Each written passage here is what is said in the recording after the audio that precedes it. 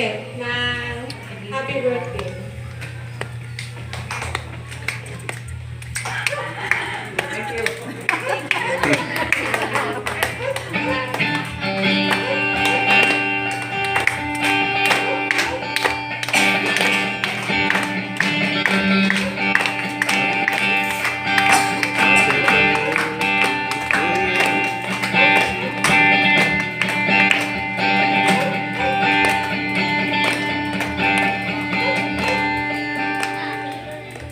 At welcome nga po sa mga bagong dalo po ngayon. Welcome din po sa aming Ninong at Ninang Bilen, Ninong Jo. Galing po sa Kaisuyo Door of Faith. Welcome po sa lahat ng bagong dalo. Ngayon naman po ay darawan po tayo sa pakikinig ng salita ng Diyos. Dadalhin po sa atin ang ating Pastor Noli Balito.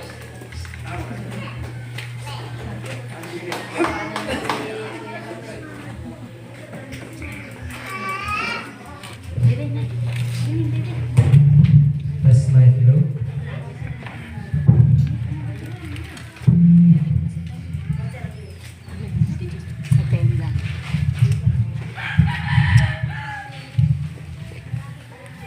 Magandang umaga po sa inyong lahat, lalong higit sa ating Panginoon. Bago po tayo sa salita ng Panginoon, tayo ay nanyayahan ko muna ang ating may kaarawan na may panalangin sa ating kapatid na si Brother Chris.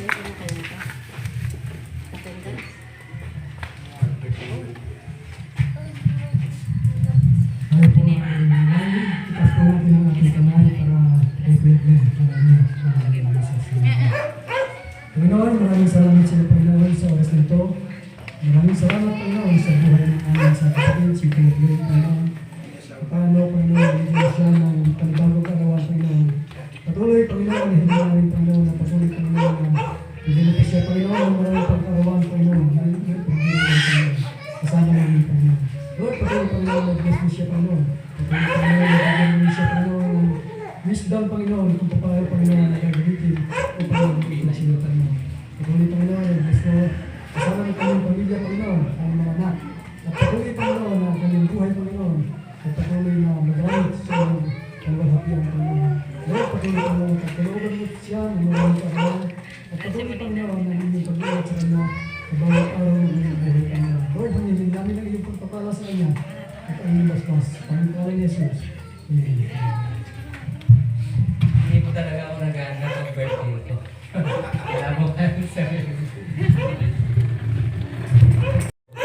Sa isa namang pagkakataon at muling po kami tinawag sa bahay sambahan na ito. Salamat po, Panginoon, sa iyong mga anak na naririto ngayon sa umaga ito upang sila rin po sila ay patuloy na makakinig ng iyong mga salita. Panginoon, sa umaga ito, gamitin mo lamang po ako upang daluyan ng iyong mga oras.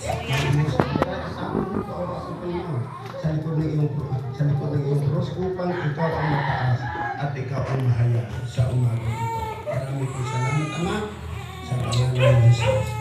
Amen. Ang buhay ng tao ay umiikot lamang sa tatlong bahagi. Ano po? Una, magtrabaho. Pangalawa, magpahinga. At ang pangatlo ay ang magsaya. Ganon ang buhay ng tao nang walang pagkakilala sa Diyos. Una, ang magtrabaho, lalo ng higit sa ating mga magulang, sa ating mga ama ng tahanan, na ang gusto nila ay maibigay ang kailangan ng kanilang mga mahal sa buhay, lalo ng kanilang mga anak, maibigay ang nais ng mga gusto, halimbawa, mga cellphone o anuman, ang mga kahilingan ng anak. Ang gusto ng ama ay maibigay ang kapiranan, ang kaligayahan ng mga bata.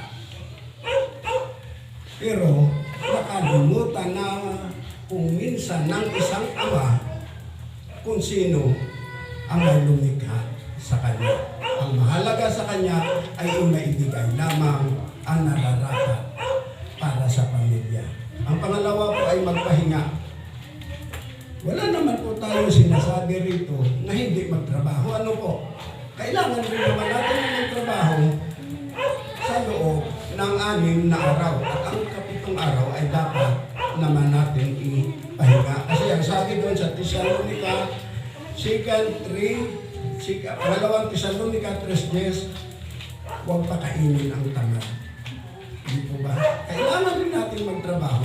Kasi sabi naman sa Biblia, kapag tamad ka, hindi ka pakainin. Yun lang naman eh. Kailangan rin naman natin ang sa pagtrabaho. Kaso lang kung minsan, ang ginagawa naman ng mga ama ay ang gabi ginagawang araw. At ang araw, ginagawang gabi. Parang kung minsan, sobra na rin ang ating pagtatrabaho, yung sobra naman ang ating pag-abuso sa ating katawan. Kaya kung minsan, kailangan rin naman natin ang magpahinga. Di po ba? Kaya ang Panginoon, kahit pagdating ng 6 na araw, ang 7 araw, siya ay nagpahinga. Kailangan rin naman ng mga tao ang magsaya. Pero kung minsan, ang pagsasaya ng isang pamilya, ito ay hindi rin naman naayon. Dapat sana, bago man tayo ay magsaya, bago man natin ibigay ang kaligayahan ng ating pamilya, siyempre dapat din natin yung magsaya. Pero dapat rin muna natin sa mga mga awit 37 verse 4, kayawin mo hanapin ang kaligayahan at ang pangarap mo iyong makakamtan. Bago man tayo magpakaligaya, dapat muna kasama muna natin ang ating pamilya sa bahay-sambahan. Lalo na kung ang isang ama ang nangunguna para sa kanyang pamilya at nagaya ang kanyang mga anak sa bahay-sambahan. Ano po? Pero kaso lang kung isa nagkakalimutan eh. Masigit pa natin binibigyan atensyon ng minsan ang pagkagising natin kung saan na tayo pupunta. Nakalimutan na natin ang magpunta sa bahay-sambahan. Maraming mga magulang, mga ama ng tahanan, na kapag dating ng araw ng sweldo, sabihin nila, diversyon muna. Ang diversyon nila ay pumupunta sila una-una sa sabungan. Dahil katulad namin yung mga tricycle driver, nakikita namin nga ang mga pasahero namin pag madaling araw ay ang mga lalaki na pumupunta ng sabungan. Kung ikaw ay may pera na halagang 2,000, kayo ba ay pupunta ka ng sabungan? Kung tutuusin, perang-pera na yun na para sa pamilya. Hindi mo naman kailangan paramihin pa ang pera mo eh. Kung may 2,000 ka, galing mo pamilya mo, simba ka, kasama mo sa paglilingkod, pagkatapos papasyal kayo bilang mamamasyal. Ganun lang ang kaligayahan ng isang ama. Hindi yung kapera ay yung kaligayahan mo lang. Ang iniintindi mo, hindi yung kaligayahan ng mga anak mo pagdating ng araw. Kasi sabi niya, para bang hindi nila binibigyan halaga kung sino may isa sa kanila. Ang sa kanila ay sapat na sila ay maligaya. Hindi nila binibigyan halaga ang kung sino ang lumikha sa kanila. Ang sabi naman doon sa mga awit 14 verse 1, ang sabi doon, mga awit 14 verse 1,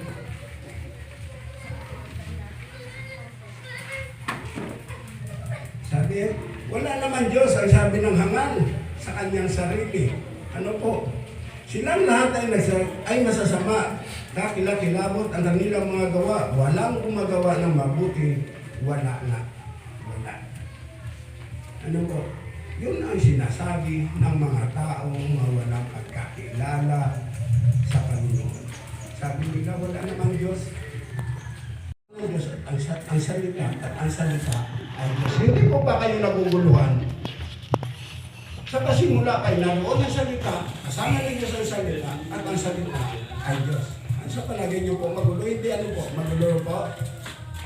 Halimbawa natin, noong unang panahon ng Panginoong Hesus ay dumating kasama ng mga alagad. Noong ang Panginoon Hesus ay umalis, iniwan niya ay ang kanyang salita. At ang salita ay ang Biblia. Ano po? Halimbawa, dumating ang isang mayor sa inyo o anuman may bisita kayo dumating sa bahay niyo. Wala kayo, nag-iwan siya ng salita, ng sulat. At ang sulat na yan ay galing sa bisita niyo. Ganon ang nangyayari sa atin. Kasi mula kayo naroon ang salita, kasama ng Diyos ang salita, at ang salita ay Diyos. Dahil ito ang salita ng Diyos ay ang Biblia na iniwan sa atin para ito ay atin mabasa at malalaman kung ano ang sinasabi sa atin. Di po ba? Pero ito ay binabaliwala ng marami. Pero marami ang nagsasabi na kilala nila ang Diyos.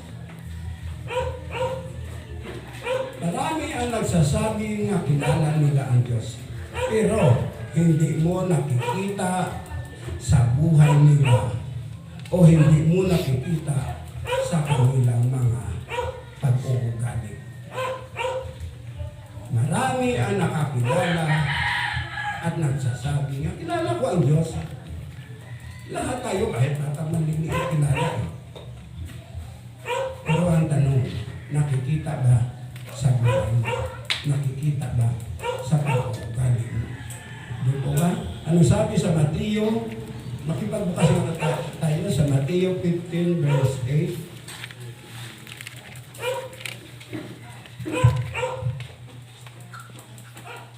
Mateo 15 verse 8. Sabi dito, ang paggalang sa akin ng bayan ito ay kakunwari lamang, sapagkat sa bibig at hindi sa puso bumulong. Kaya nga marami ang nagsasabi na kilala nila ang Diyos. Pero hanggang sa salita lang, wala sa puso nila. Di po ba? Kung ang tunay mo na kilala ang Diyos, ay sumusunod ka sa dikta ng Diyos. Mga magulang at kapatid. Ang tunay ang anak mo'y busugin sa pangangaral at pagdating ng araw, siya ay iyong karangalan. Ano po? Hindi busugin ng pangangaral na walang kabuluhan. Ano po? Baka yung pangangaral niya pa natin sa ating mga anak, yung puno-puno ng tainga pero patuloy pa rin. Ano po? Ang isang batang naturuan ng tamang landas ng kanyang lalakaran ay magbubunga ng tamang pamumuhay. At may pagkatakot at paggalang sa Diyos at maging sa kanilang mga anak at mga lahi, ito ay kanilang mananahin. Ang karangalan o ang dignidad ng isang tao ay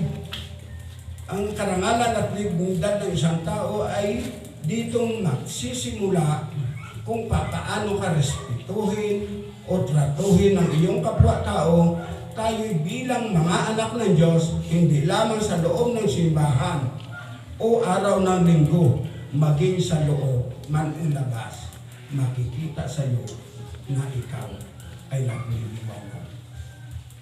Di po ba? Kaya ang salita ng Diyos,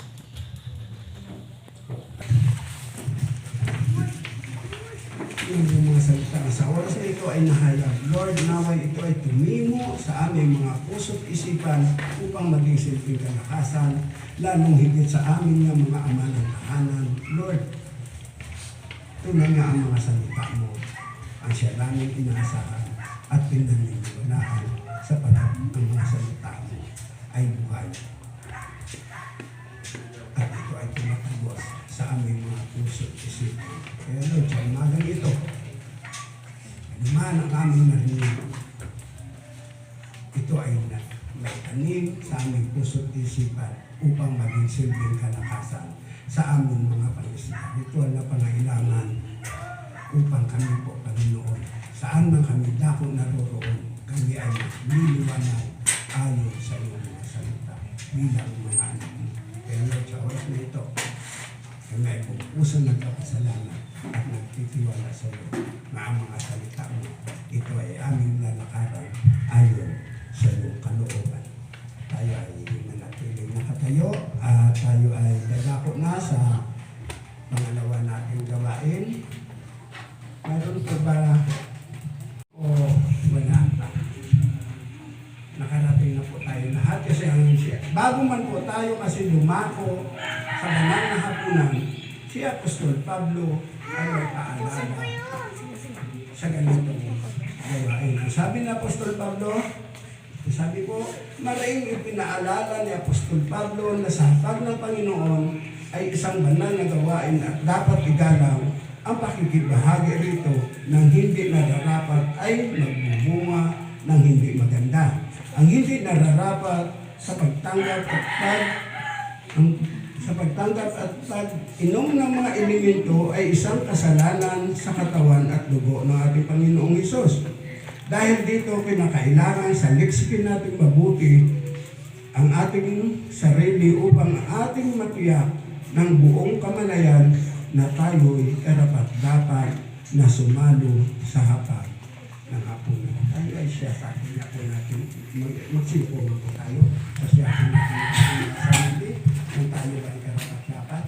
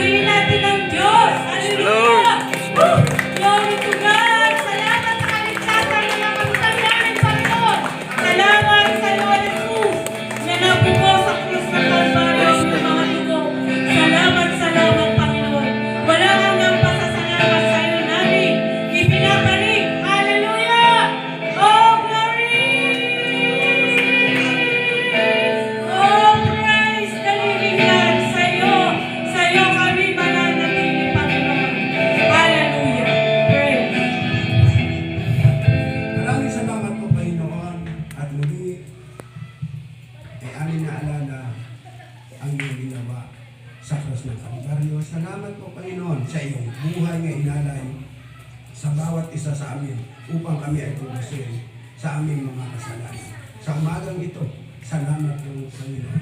Wala po kami may ibabalik sa iyo kung ang pinakamataas na papuri at sa salamat. Mga kapatid, naway lubusan kayong gawing banal ng Diyos na siyang nagbibigay ng kapayapaan at naway panatilihin niyang walang kapintasan ang buo ninyong katauhan, ang espiritu, kaluluwa at katawan. Maging hanggang sa pagparito ng ating Panginoong Hesukristo, tapat ang tumawag sa inyo, gawin niya ito at gagawin niya ito, sumasa inyo nawa ang kagandahan loob ng ating Panginoong Hesus. Amen. Amen. Hallelujah.